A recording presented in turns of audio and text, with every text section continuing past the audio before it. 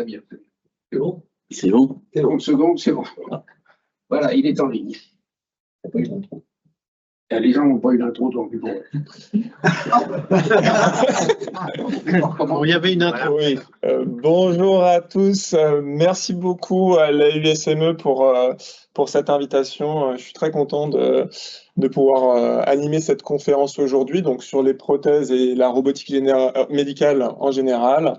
Donc on a mis un peu un titre racoleur entre fantasme et réalité, mais vous allez voir plus précisément de quoi je parle aujourd'hui. Aujourd'hui d'ailleurs, une salle d'opération, ça a beaucoup changé ces dernières années et typiquement, ça peut ressembler à quelque chose comme ça. Avec, alors le malade est bien là, il est bien caché. Et je pense que ça... Il a un petit défaut là, juste 30 secondes. Oui, ouais, je vais patienter. Ceux qui sont en ligne ne voient pas. La présentation?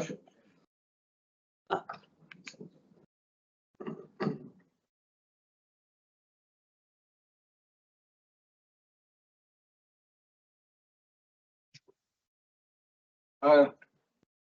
Bon, c'est impressionnant. Hein. C'est bon? C'est bon. Pardon, excusez-moi. Donc, voilà, une salle, un bloc opératoire aujourd'hui peut ressembler à ça, où ce qu'on peut voir, c'est un robot médical, le patient qui est en train de se faire opérer ici, et actuellement 2 médecins qui sont enfermés dans cette zone de, on va dire, qui est une sorte d'extension de réalité virtuelle, comme on connaît assez bien maintenant les casques de réalité virtuelle, où ils manipulent des instruments, et grâce à ça, ça leur permet d'opérer des patients. Ça, c'est ce qu'on a aujourd'hui, finalement, dès aujourd'hui. Je ne peux plus passer les diapos. Il paraît. Je peux pas tout faire. Merci. Demain, à quoi ça va ressembler? Est-ce que ça va ressembler à quelque chose d'encore plus technologique, comme on peut le voir avec cette image générée par une IA? Qui n'est pas réaliste en l'occurrence parce qu'il n'y a aucun passage pour les médecins. Mais est-ce que ça va être quelque chose de très très technologique comme on peut le voir sur cette image?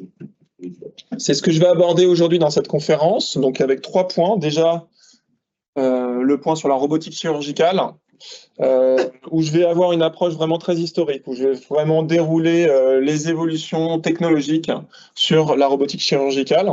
Et ensuite, je vais faire 2 apartés sur les exosquelettes et les prothèses. Et voir un petit peu les défis à chaque fois qui animent ces 2 éléments-là. Alors, c'est une vidéo, donc c'est normal que vous entendiez du son. Là, ce que vous voyez, c'est le tout premier robot pour de la chirurgie. Alors, ce robot, c'est l'Arthrobot, qui était là pour des opérations orthopédiques du genou. Là, ce que vous entendez, donc, c'est le chirurgien qui donne des commandes vocales, et le robot est là pour l'assister sur 2 choses, donner des instruments au chirurgien. Ça, c'est la première chose. Et vous voyez que la table d'opération, elle est robotisée aussi, et ça permet aussi de réorienter le genou au cours de l'opération, en début d'opération, pour que tout soit réalisé. Cette opération, donc ça date de 1983, il a réalisé 250 opérations du genou. Il a été agréé par la FDA, qui est l'autorité américaine qui valide les dispositifs médicaux. À l'époque, il a été qualifié de robot infirmier. Alors en général, si vous nommez un robot suivant un métier, c'est une très mauvaise idée. Pour avoir des manifs ou autre chose vis-à-vis de la corporation de ce métier-là, c'est le truc à ne pas faire. Évidemment, c'est pas juste c'est pas un robot infirmier. Un infirmier est capable de faire beaucoup plus de choses que juste ça. Mais ce qui s'est passé, c'est que Alors, j'ai plus le contrôle à nouveau, pardon. Je ne sais pas si c'est à cause de la vidéo. Voilà. C'est qu'il n'y a pas de réel besoin au travers de ce robot-là. Il était trop cher, trop compliqué, mais il a posé vraiment les bases pour le développement technologique dans le bloc opératoire. La suite, c'est en 1985, où on a utilisé les robots Puma, qui sont des robots qui ont été largement utilisés dans le domaine industriel, dans le domaine automobile par exemple, pour le montage automobile. Et ils ont été utilisés pour le montage automobile dans les années 60. Il a fallu attendre plus de 20 ans pour que ça apparaisse dans le domaine médical. Le robot Puma permettait de faire une biopsie du cerveau. Alors une biopsie, c'est un prélèvement de tissu pour faire des analyses. Donc vous imaginez bien qu'un prélèvement de tissu de notre cerveau, on aimerait bien que ça soit mené de manière très très précise, très très fine. Et c'est le but de ce bras de robot. C'est un assistant au geste chirurgical. Son but était de réduire les tremblements et les gestes parasites du médecin au cours de la biopsie. 20 ans, donc comme je l'ai dit, 20 ans après les premiers robots industriels qui étaient dans typiquement l'automobile, ils apparaissent dans le domaine médical. Pardon. Pourquoi 20 ans après? Parce que le secteur du médical a des contraintes très fortes. Hein, ça touche à la santé, à l'être humain. Et ce n'est pas la même contrainte, évidemment, que dans une usine de montage automobile, par exemple. Et donc, avant que ça arrive dans le domaine médical, il a fallu attendre 20 ans. Il y a un truc qui est important aussi dans le secteur médical, c'est qu'on est toujours dicté par le besoin. Hein, si ArtRobot n'est pas allé plus loin, c'est parce qu'il n'y avait pas ce besoin médical, ce besoin de santé d'avoir ce type de robot-là. Donc vraiment, ça c'est quelque chose qui anime le secteur médical, c'est le besoin. Contrairement à des produits commerciaux grand public où il y a des stratégies où on va créer du besoin inexistant qu'on va générer. Voilà, ça c'était une grande force de Apple, par exemple, de créer du besoin et de susciter de l'envie vis-à-vis de nouveaux produits. Là, on n'a pas du tout ça dans le secteur médical. C'est uniquement s'il y a une utilité qu'une technologie va percer dans le secteur médical. La suite, c'est Probot. Donc ce robot-là, qu'on voit là au milieu de la photo, était utilisé pour l'opération de la prostate. Alors, juste un petit bref rappel anatomique.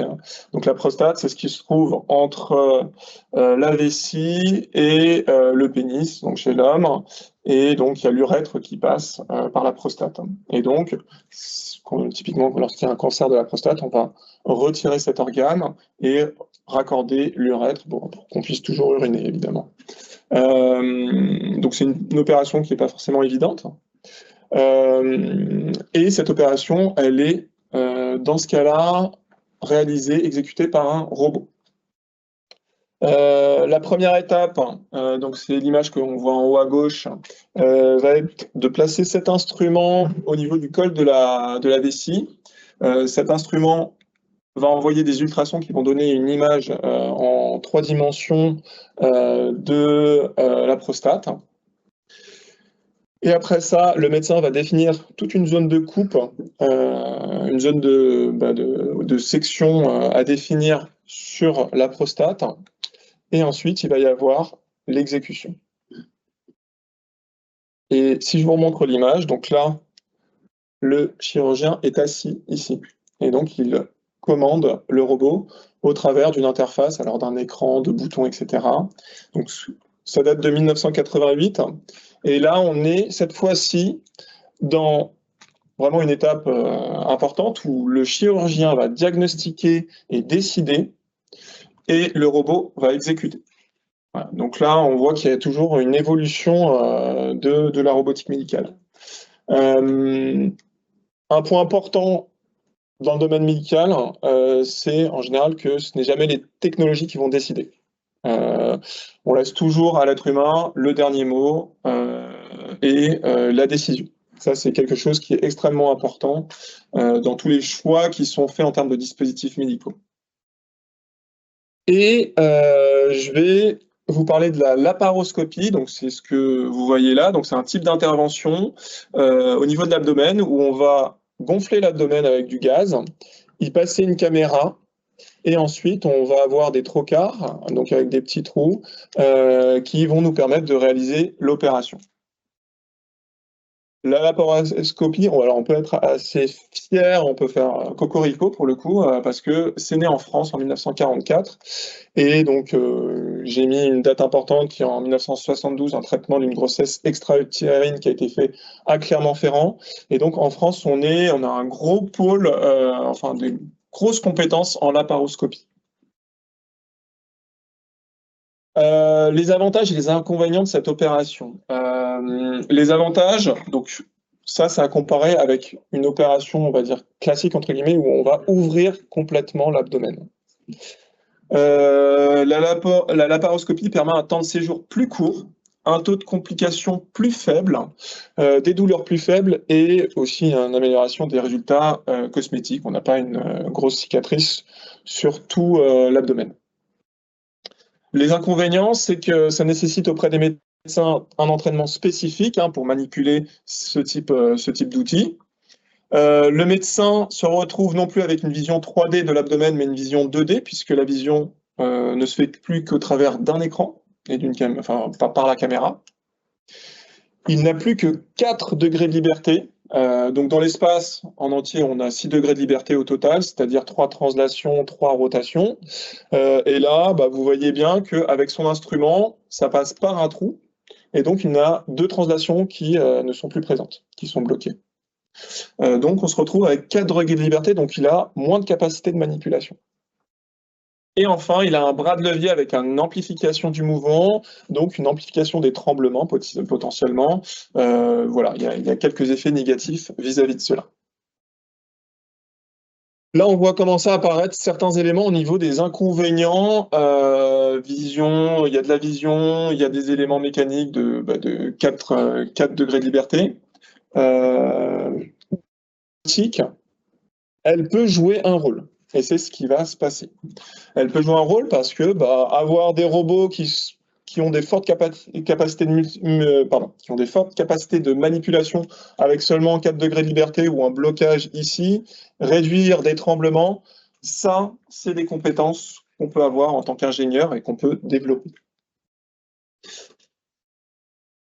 Avant vraiment de rentrer dans le sujet des robots chirurgiens, en fait, vis-à-vis de la laparoscopie, il y a eu 2 énormes apports qui ont été menés, mais pas du tout dans le secteur médical.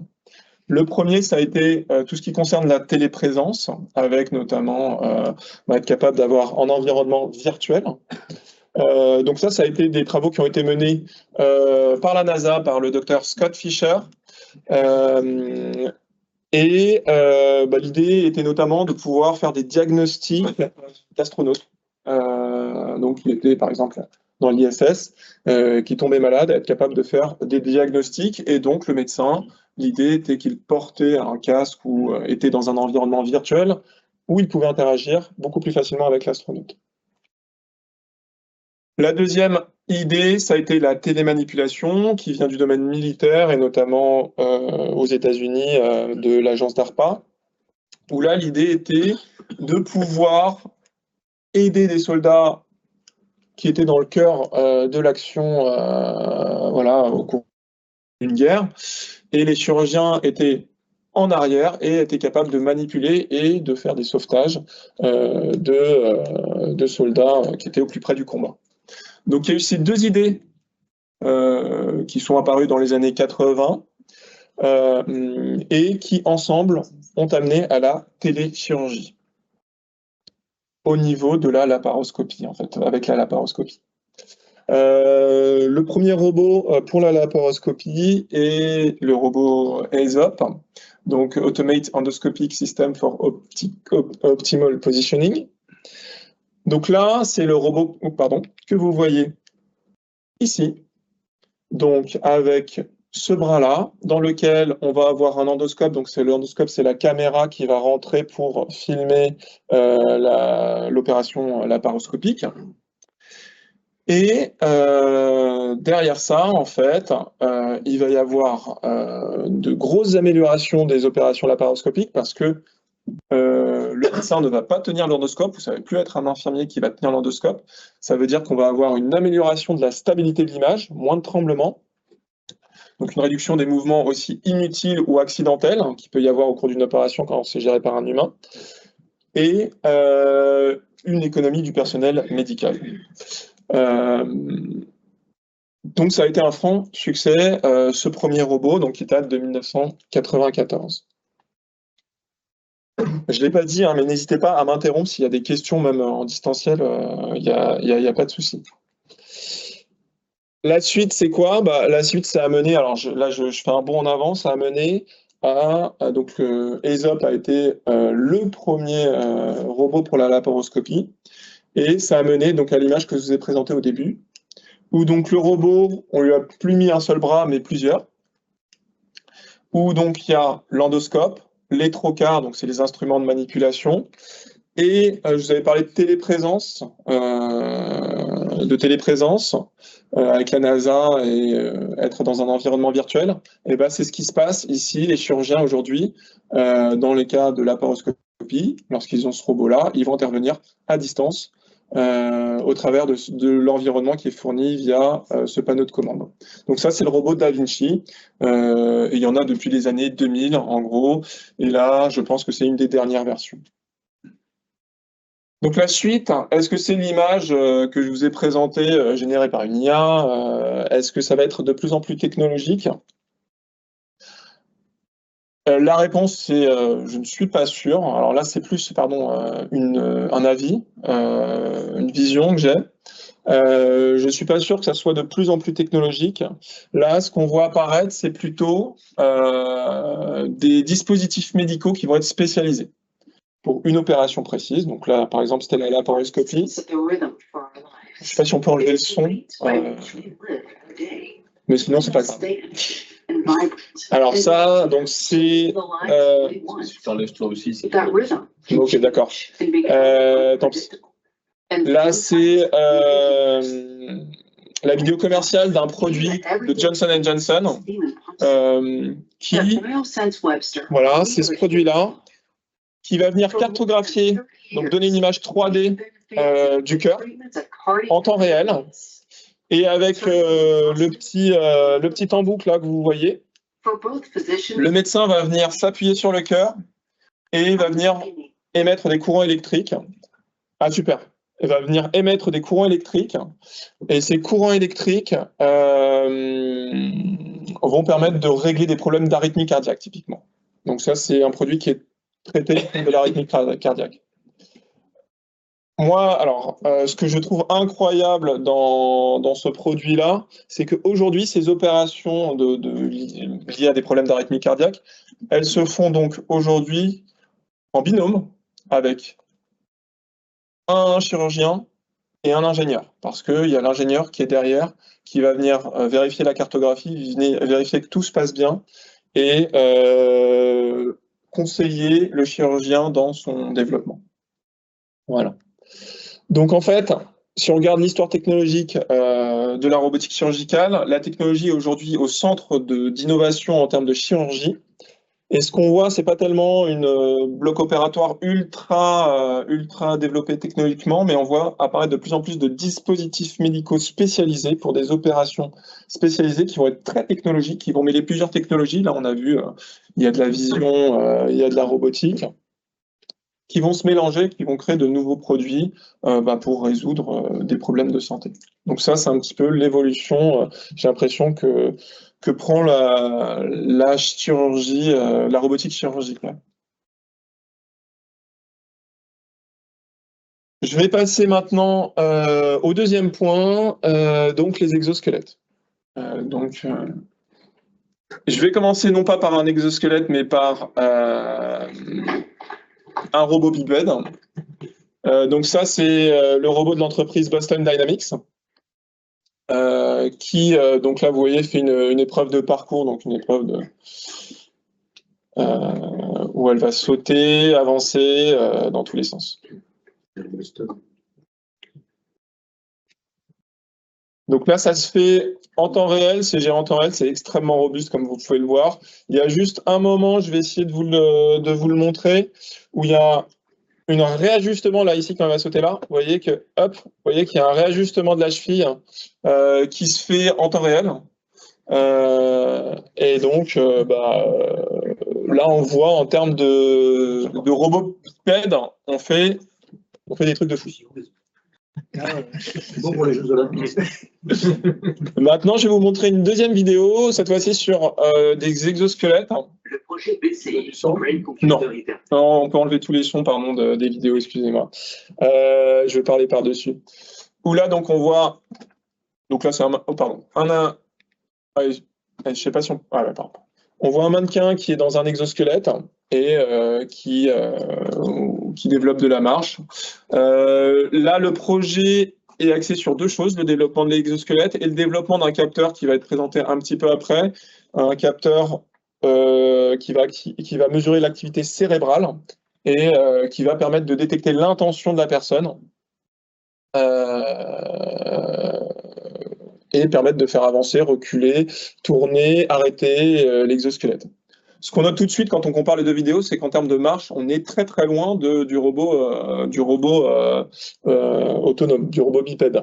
Dès qu'on voit un exosquelette, là la marche, si on voyait sur les premières images, ne ressemblait pas à grand chose. Et donc la question qu'on peut se poser, c'est pourquoi la marche avec un exosquelette est encore très très loin de la marche qu'on peut voir sur Boston Dynamics avec un robot bipède. La réponse, elle vient du contrôle du robot et du contrôle de l'exosquelette. Donc, pour les ingénieurs qui m'écoutent, s'il y en a quelques-uns, ça vous rappellera peut-être vos cours d'automatique. Donc, on a un système, le robot bipède. Donc, je vais faire de manière très rapide avec des capteurs. On va avoir un contrôleur qui va générer une activité motrice, tout simple. OK ? Et bien ça, on arrive très bien à le faire avec un robot autonome aujourd'hui. Quand il y a un exosquelette, on voit que ça marche beaucoup moins bien. Pourquoi ? Alors, il y a plusieurs raisons, mais la principale raison, c'est qu'il y a l'humain dans la boucle. Il y a un humain dans la structure mécanique. Et l'humain, d'un point de vue d'automaticien, c'est une perturbation externe. Très clairement. Très clairement. Donc, voilà ce qui se passe très concrètement, c'est que l'humain va générer des perturbations, va générer des mouvements parasites qui vont faire que, pour déplacer la personne, l'aider à marcher, ça va être bien plus complexe d'un point de vue pour faire le contrôleur, en fait. Là, je montre une autre vidéo commerciale à nouveau de Wondercraft, donc une entreprise d'exosquelettes, donc qui développe un exosquelette. La marche est meilleure que sur la première vidéo, mais vous allez voir, j'aime bien cette vidéo parce que, alors ça tombe bien parce que c'est au début de la vidéo. On voit ce qui se passe là. Vous voyez, quand il descend la marche, vous voyez qu'il y a un tremblement de toute la structure mécanique qui se passe parce qu'il descend la marche. D'un coup, il y a tout le poids qui tombe et qui va générer une perturbation qui doit être absorbée par la structure mécanique. Voilà. Ce que vous pouvez noter aussi, c'est qu'on est loin de la marche humaine, d'une marche, ce qu'on appelle anatomique. Je vais passer. Donc, quelles sont les vraies problématiques des exosquelettes actuellement? C'est commandé par quoi, là? C'est-à-dire la marche, l'exosquelette? En fait, l'exosquelette de Wondercraft. Celui qui marche, là, oui. Oui, en fait, il y a différents moteurs tout au long de la structure. Mais commandé, c'est... Au niveau du contrôle? Oui. Au niveau du contrôle, en fait, de ce que je connais de l'exosquelette, ils ont en gros une planification, un pattern, ce qu'on appelle un pattern de marche, qui va venir réaliser la marche.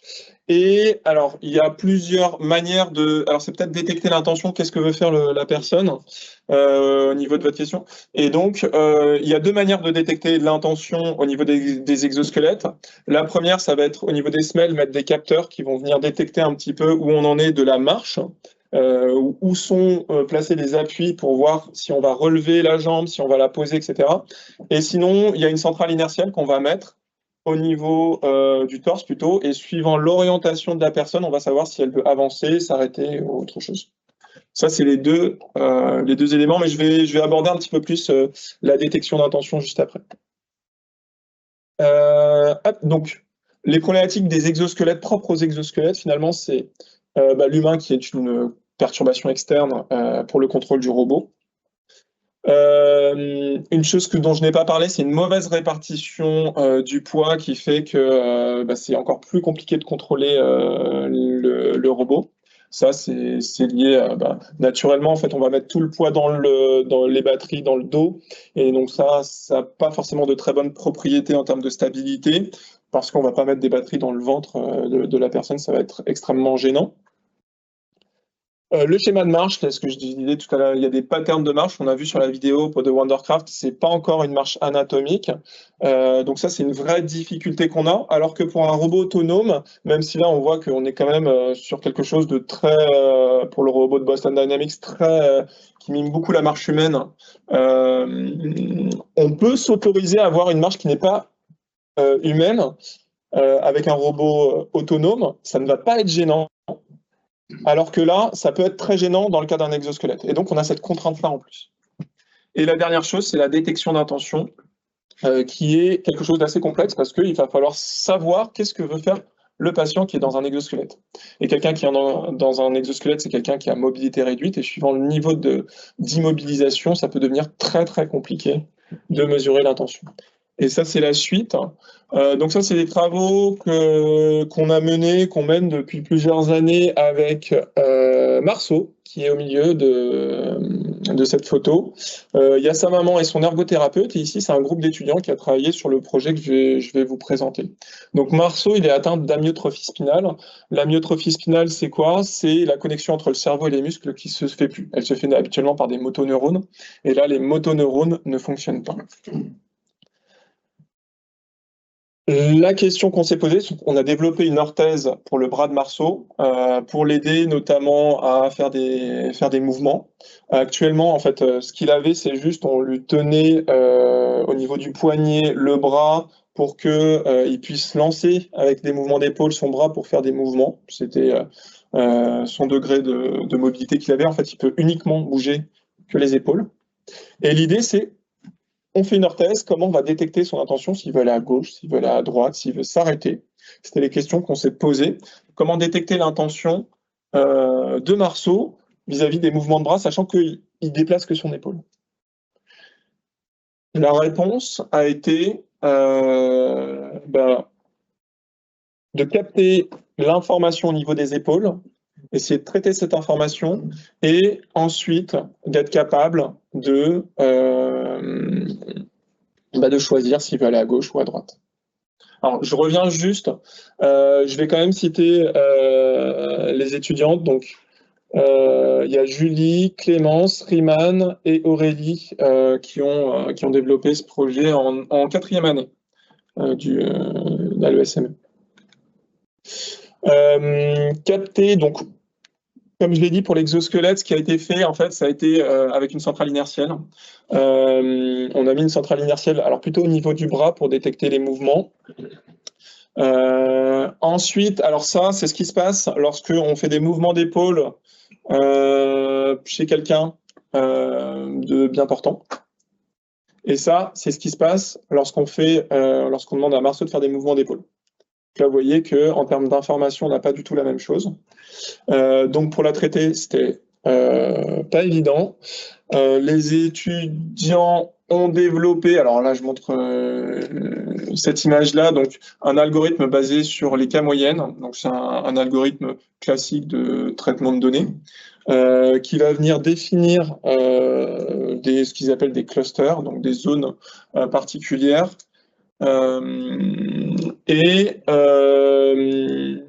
Et donc là, ce qui a été décidé, c'est de trouver 3 zones à partir de tous ces points-là.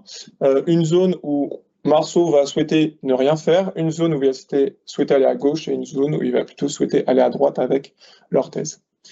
Leur thèse, elle est arrivée après, donc les étudiants ont développé un petit jeu et on demandait à Marceau de réaliser les manipulations. Et donc là, avec le petit jeu, on voit qu'il doit, avec un petit poisson, attraper un poulpe et essayer d'aller à gauche ou à droite. Et donc, ils ont pu valider leur première idée.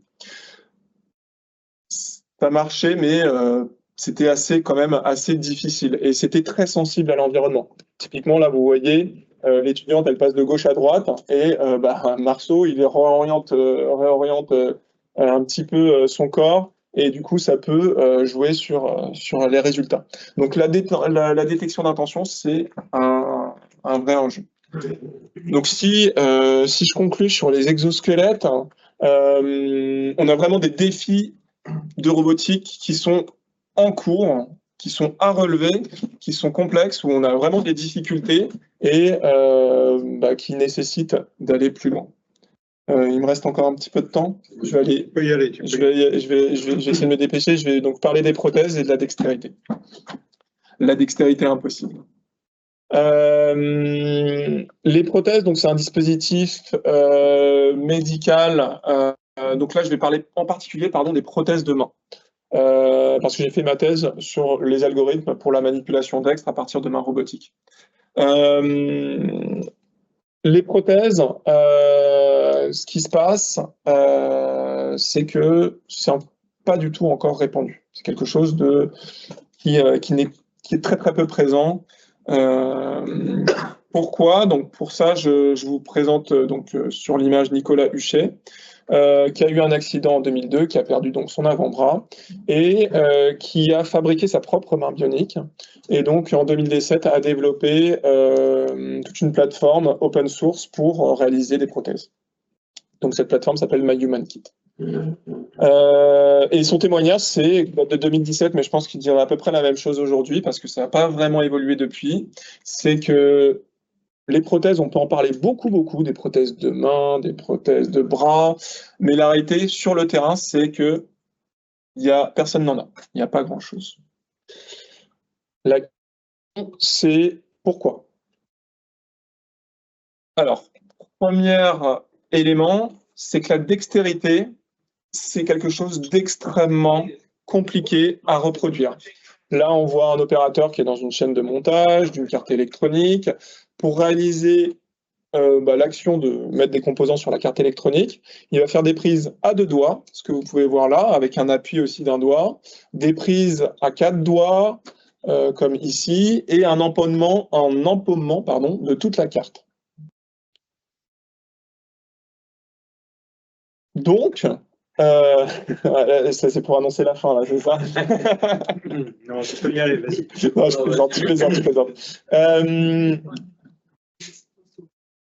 Carte, donc, si on veut reproduire toutes ces actions-là, eh bien, pour avoir une forte dextérité, il va falloir avoir une structure mécanique extrêmement complexe. Donc, ça, c'est un des problèmes qu'on a, c'est que si je pars du truc de base en robotique, ça va être la pince à 1 degré de liberté qui s'ouvre et qui se ferme.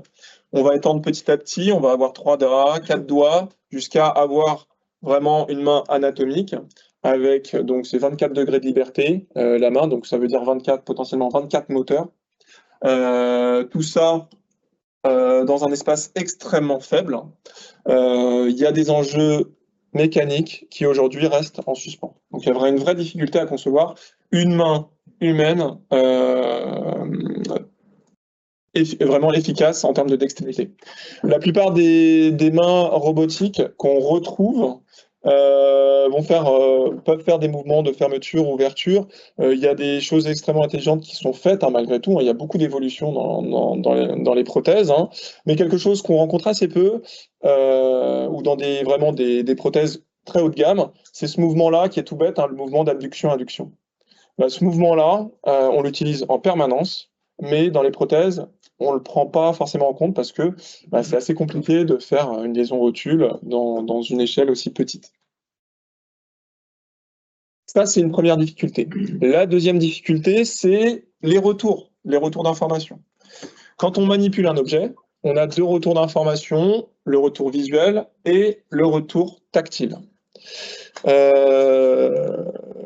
Petite question, d'après vous, est-ce que c'est plutôt le toucher ou la vue qui est le plus important pour faire de la manipulation, pour attraper un objet? Le toucher, je vois que j'ai des ingénieurs émérites dans la salle. Ouais, ça va être le toucher, qui est extrêmement important. La vue va être très importante pour voir l'objet, etc. Mais dès qu'il va falloir l'attraper et le manipuler, c'est le toucher qui fait tout le boulot. Juste pour montrer une petite vidéo d'une expérience qui a été faite, donc on demande à une patiente d'allumer une allumette. Elle met à peu près 4 secondes, je crois, 4-5 secondes pour faire cette action. On a fait la même chose, où cette fois-ci on a demandé à la personne de faire la même action, mais on a anesthésié temporairement son retour sensoriel. Donc elle n'avait plus de sensation. Vraiment. Et là, vous voyez, alors désolé pour la qualité d'image, là vous voyez que ça va devenir extrêmement complexe d'attraper l'objet, de le récupérer vraiment entre deux doigts. Elle va utiliser la boîte, elle va s'appuyer sur la boîte, sur la table, et ensuite elle fait des réajustements avec la vue du coup. Et elle va mettre, alors, je ne sais plus si c'est 25 ou 35 secondes pour réaliser l'action. Donc là, on voit toute l'importance de la sensation de toucher. Je disais tout à l'heure qu'il y avait des problèmes d'intégration mécanique de 24 degrés de liberté au niveau de la main. Vous imaginez qu'en plus, si on veut faire quelque chose d'efficace, il faut rajouter des capteurs. Et donc, ça devient de plus en plus compliqué. Je vais présenter très rapidement mes travaux de recherche que j'ai fait en thèse et par la suite. C'est comment manipuler un objet sans le sens du toucher et sur des objets qui ne sont pas très bien connus. J'ai utilisé des techniques d'automatique avancée. Je vais aller très vite. Donc, c'est une boucle d'asservissement. Le système, ici, ça correspond à la main robotique avec l'objet en main. Et donc, il va y avoir une boucle d'asservissement ici qui va permettre de contrôler le mouvement et la boucle au-dessus qui va permettre de gérer les forces internes, les forces de serrage sur l'objet. Ce qui se passe, c'est que tout mon enjeu va être d'assurer la stabilité de ce système et donc de trouver le gain ici LC qui va permettre de stabiliser ça. Pour ça, il faut que l'épaule de mon système, ce qui caractérise la stabilité, soit dans la région ici de l'espace complexe, donc dans cette région-là. Si mes pôles sont là-dedans, c'est gagné. Ça, j'ai développé donc une méthode basée sur de l'optimisation qui permet de trouver le gain LC pour placer les pôles là-dedans. Donc ça veut dire que pour un objet donné, j'arrive à manipuler l'objet. Maintenant, quand j'ai des incertitudes, des méconnaissances, qu'est-ce qui se passe? C'est-à-dire que mon objet, je le connais mal, il n'est pas parfaitement connu, il est mal placé, ou même je peux avoir des méconnaissances sur ma main robotique. Ce qui se passe, c'est que j'ai des incertitudes sur les points de contact. Ces incertitudes sont caractérisées par les deltas ici. Et donc, pour un système donné, il faut que je place mes pôles dans cet espace, dans cette région. Sauf qu'en réalité, j'ai un ensemble de points, donc qui est défini par la zone ici en bleu. Ce que j'ai fait, c'est que du coup, j'ai développé un algorithme qui permet, donc de la commande robuste, qui permet, malgré toutes les incertitudes, de placer tous les systèmes à l'intérieur de la zone bleue, de regarder tous les pôles de tous ces systèmes-là et de les placer dans la région de stabilité. Donc c'est ce que j'ai fait là, c'est la vidéo qui se met ici. On a de valider la commande sur juste 2 doigts robotiques. Alors, j'espère que ça... Je ne sais pas si c'est en train de se lancer, parce que je crois que c'est un peu long la page titre, mais là, ça me paraît un peu trop long quand même. L'IA ne veut pas me permettre de faire la même chose. Alors ça, c'est une bonne question. Ah oui, il y a le play, ouais, pardon. J'ai oublié de la mettre en automatique, celle-là. Tu peux la mettre au milieu, à ce niveau-là, je pense. Ça va aller plus vite. Donc là, c'est la manipulation. Je vais revenir sur la question après la vidéo. Donc là, on manipule un objet, on fait une translation, une rotation. Là, déjà, l'objet présente une incertitude sur cette face-là où il y a un léger décalage au niveau de l'angle. C'est plus un cube parfait. Et ensuite, j'ai testé avec d'autres objets qui me tombaient sous la main. Donc, une balle de ping-pong. Pourtant, il n'y avait pas de table de ping-pong là où j'ai fait ma thèse. Mais une balle de ping-pong, et il y avait aussi un ruban adhésif. Et pareil, la manipulation, à chaque fois, elle est stable. Elle fonctionne. Et ça veut dire que la commande est robuste et que je peux manipuler des objets, même si il y a des incertitudes. Donc là, on a une commande qui est robuste, qui est efficace, et donc ça, c'était vraiment quelque chose dont on était très content au cours de ma thèse. Pour répondre à la question, donc est-ce qu'on peut faire ça avec de l'IA? Oui. En fait, aujourd'hui, on est en train de pousser vraiment les curseurs à fond en termes d'automatique basée sur modèle, ce que j'ai fait. Mais on voit qu'on commence à atteindre des limites. Et on est en train d'explorer des méthodes basées sur des réseaux de neurones. Pour l'instant, il n'y a pas de résultat vraiment extrêmement révolutionnaire, mais on a des premiers résultats intéressants, ça c'est une première chose. Et la difficulté avec les méthodes basées sur neurones, moi qui viens de l'automatique classique, c'est on se base sur des méthodes qui assurent la stabilité et on a une preuve mathématique. Et ça, on l'a pas forcément avec des méthodes basées sur les réseaux de neurones. Il y a de l'apprentissage pourtant. Il y a l'apprentissage, mais ça dépend des méthodes ou des manières mathématiques de la développer, mais on n'a pas de preuve mathématique que ça va marcher à 100%.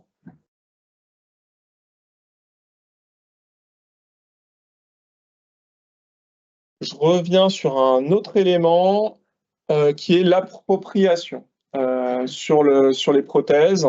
Qu'est-ce que l'appropriation? En fait, on se rend compte que même si on propose des prothèses très évoluées aujourd'hui, il y a des problèmes d'appropriation. C'est-à-dire que la personne va la porter quelques jours, une semaine, 2 semaines, et puis au bout d'un moment, va abandonner cet objet-là.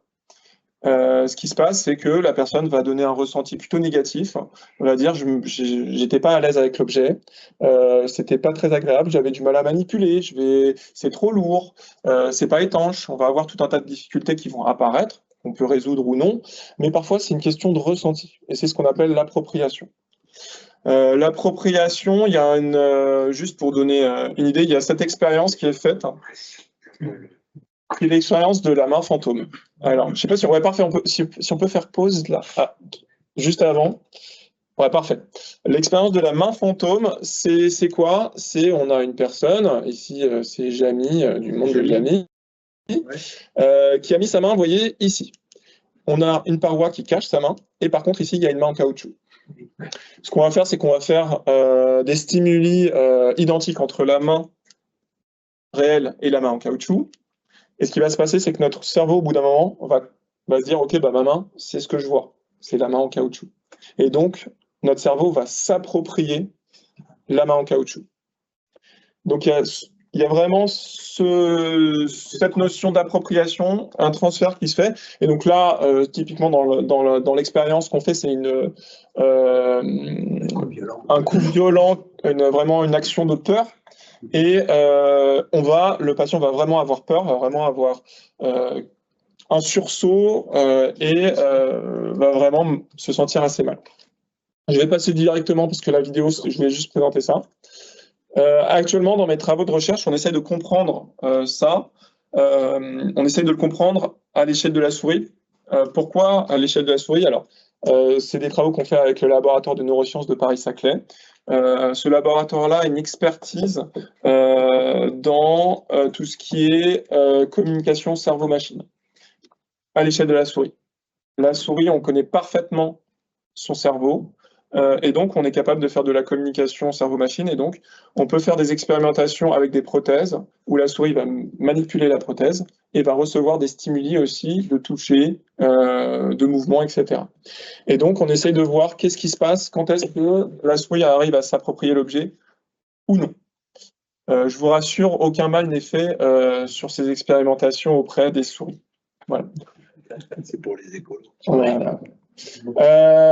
Donc, juste pour finir, là, sur les prothèses, notamment les prothèses de main, on voit qu'on est encore loin d'aboutir à quelque chose. On a encore des gros leviers, des grosses difficultés à mener.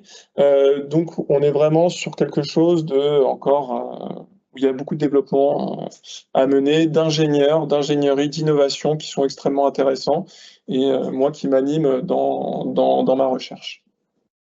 Je vous remercie de votre écoute. Oui.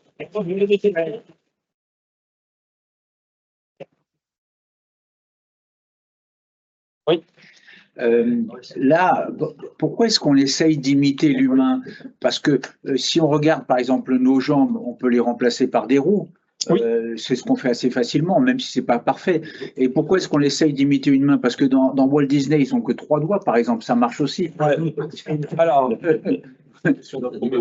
on peut pas faire un truc plus simple? non. Alors c'est une bonne question en effet. Alors, on pourrait.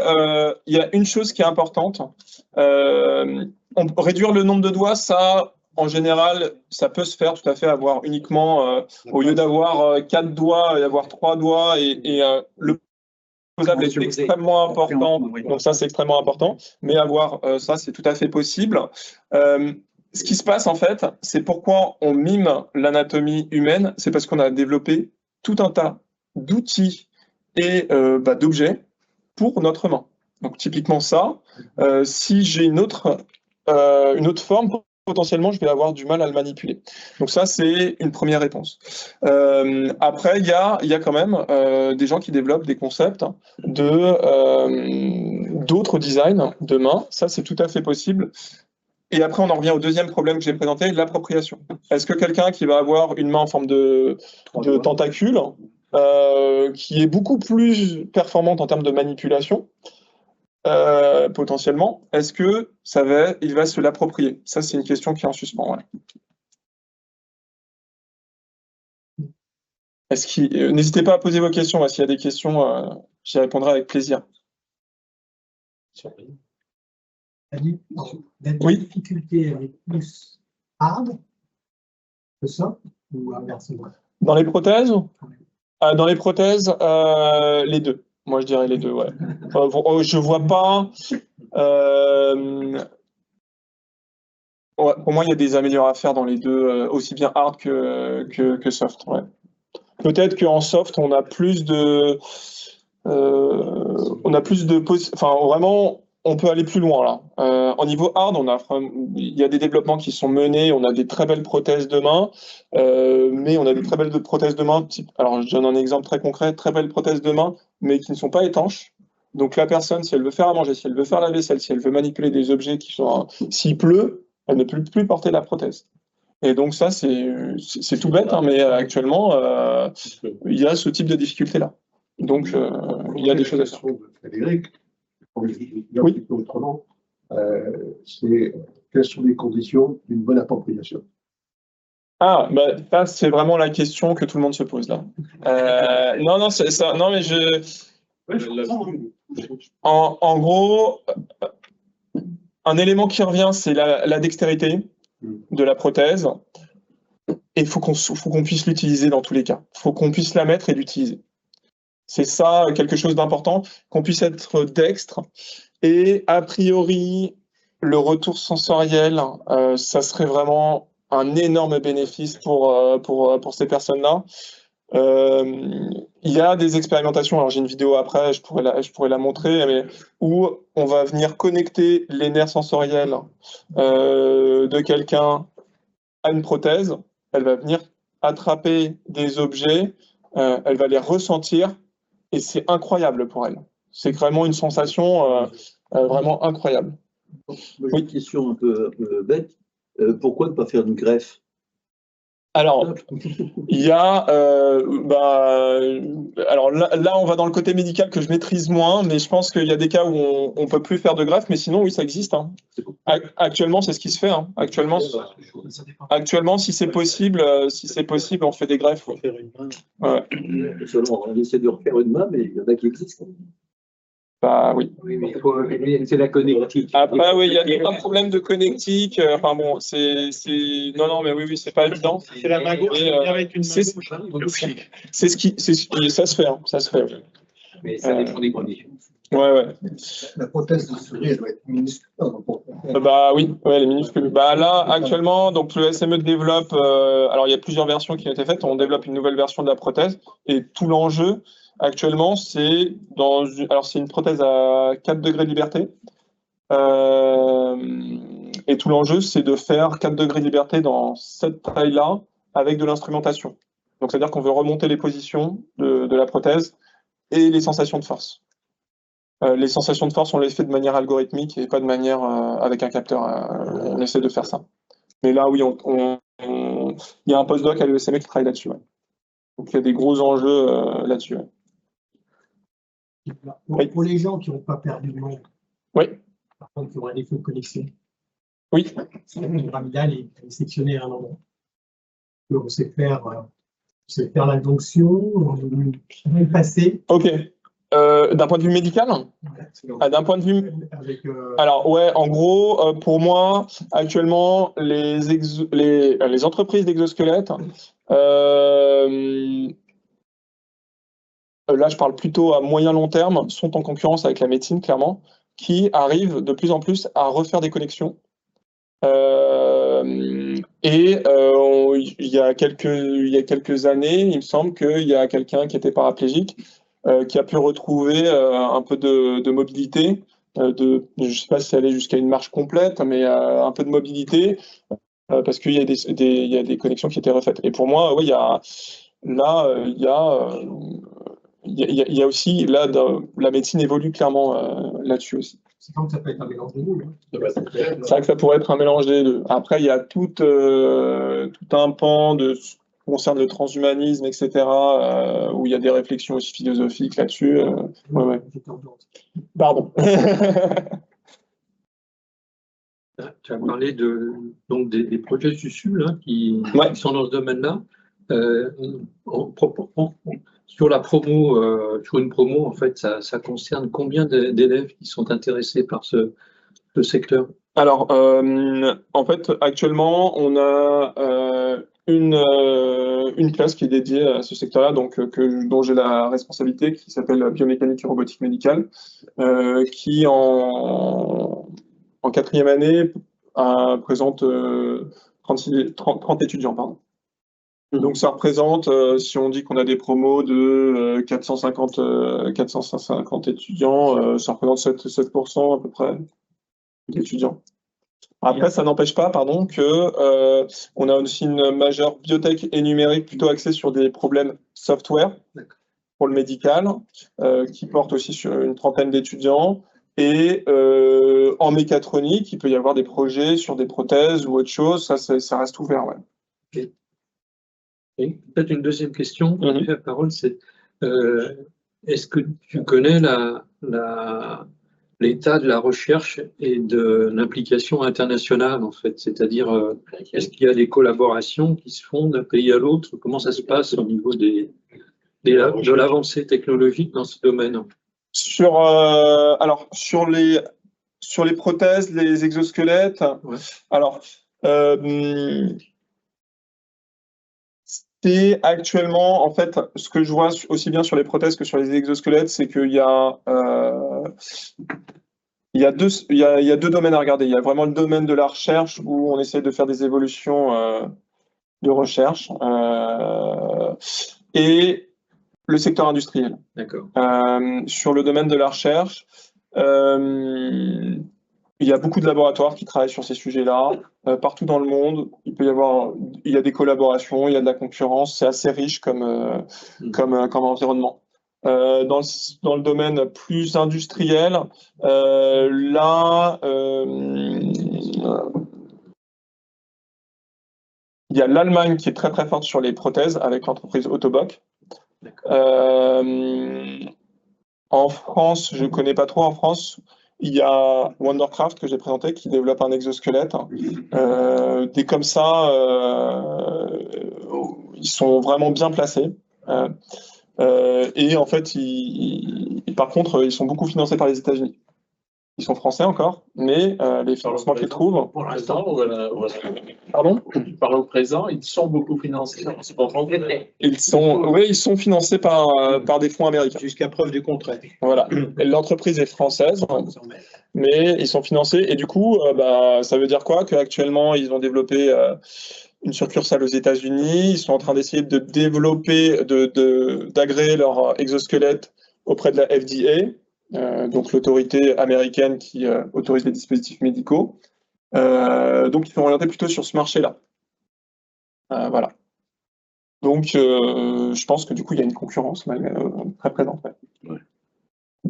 Et sur la chirurgie médicale, pour conclure, le gros mastodon, c'est Da Vinci. L'entreprise s'appelle Intuitive Surgical, qui est américaine. Ça, c'est le gros mastodon. Il y a des gros mastodons qui sont sur d'autres produits, dispositifs médicaux très importants, qui sont GE Healthcare, qui sont américains aussi, mais qui ont leur centre de R&D en France, à Buc. On a pas mal de susus. Donc voilà. Pour terminer, oui. C'est pas une question, c'est peut-être une information, mais peut-être, tu sais, il y a un très beau musée de la main au centre universitaire hospitalier et universitaire de Lausanne. Ah non, je ne savais pas. Que le SME a visité il y a quelques années, que je te recommande. Voilà. Ah merci, j'attends l'invitation à Lausanne. Encore deux questions, et puis on va passer à la suite. Une question sur tes étudiants. Oui. Tes 30 derniers étudiants. Oui. Qui ont été diplômés. Tu as une idée du job qu'ils font actuellement et dans quel type de structure? Alors, il y en a qui sont derrière. Ils pourraient y répondre, peut-être qu'ils sont en recherche. Alors, ce que je vois, moi, ce que j'ai, c'est une vision sur les stages. Sur les stages, je dirais qu'il y en a environ, cette année, il y en avait, je pense, les 2 tiers qui allaient dans le secteur médical, 1 tiers qui n'allait pas dans le secteur médical, qui allait dans un autre secteur. En termes de R&D ou d'autres types de positions, c'était assez varié. Et puis il y avait de la R&D, il y avait plus des stages orientés management ou des stages orientés différemment. Dans le secteur du médical, il y a un autre métier où je vois qui a l'air d'être assez, qui peut être assez demandeur, c'est le métier d'ingénieur d'application. Donc cet ingénieur-là va être spécialisé dans un dispositif médical. Typiquement, le dispositif médical de Johnson & Johnson, le cartographe du cœur. J'ai 2 étudiants qui ont fait leur stage là-bas. Les 2 ont eu une proposition d'embauche. Il y en a une qui a accepté, donc qui est chez Johnson & Johnson.